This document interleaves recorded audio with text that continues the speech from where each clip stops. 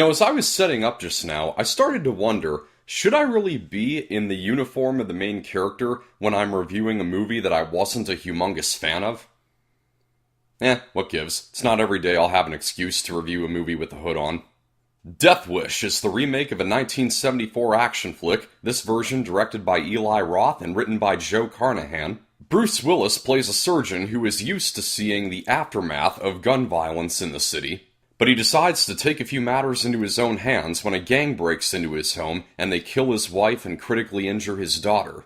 He's prompted to take some shooting classes and buy some guns so he can go after those responsible for his family's trauma. In the meantime, he becomes a hooded vigilante saving everyday civilians from local crime. Now, I haven't seen the 1974 original, so I couldn't make any comparisons during this review. I just went into this movie because it was playing, as I do with most movies, and I came out with mostly mixed feelings. I love Bruce Willis, but he's definitely not aging as well as other old action stars like Arnold Schwarzenegger. In Death Wish, he did alright in his emotional moments, but when it got to the moments where he was supposed to be intimidating, he was phoning it in. Time will tell if he's really still fit to do Die Hard 6. But still, I really enjoyed seeing the progression Willis's character goes through as he takes shooting classes and becomes really skilled with firearms. And it doesn't just come to him instantaneously. The fact that it's new to him is clearly evident at times, such as during his first confrontation with muggers in the city when he gets his hand cut from the recoil. But there are a few parts of this movie that don't gel very well with those moments of realism. For example, when Willis's character is trying to make one of the criminals who broke into his house spill the beans on the whereabouts of the man who shot his family, he has him underneath a car that's jacked up like 6 feet, and when he's done interrogating him, he yanks the jack out with a chain, dropping the car and just smashing him like a bug.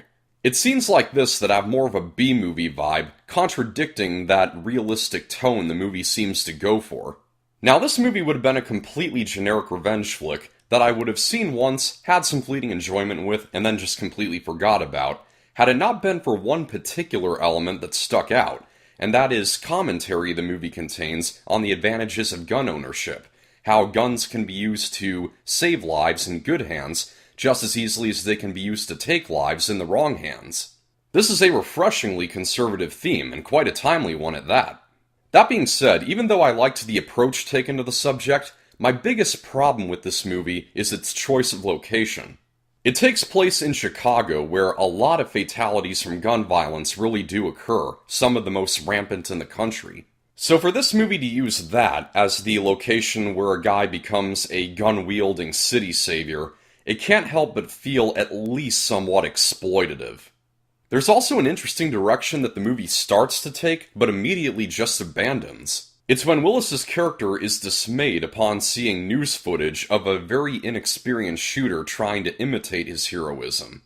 It's an interesting idea that's introduced, but never sees a payoff.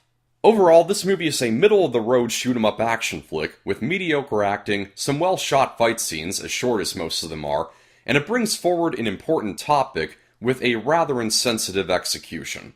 I'm going to give Death Wish a 56%. That's a wrap. Thank you for watching. I hope you found this review helpful. Like if you liked, subscribe for more. This is Pop Culture. I'm Alex Pop.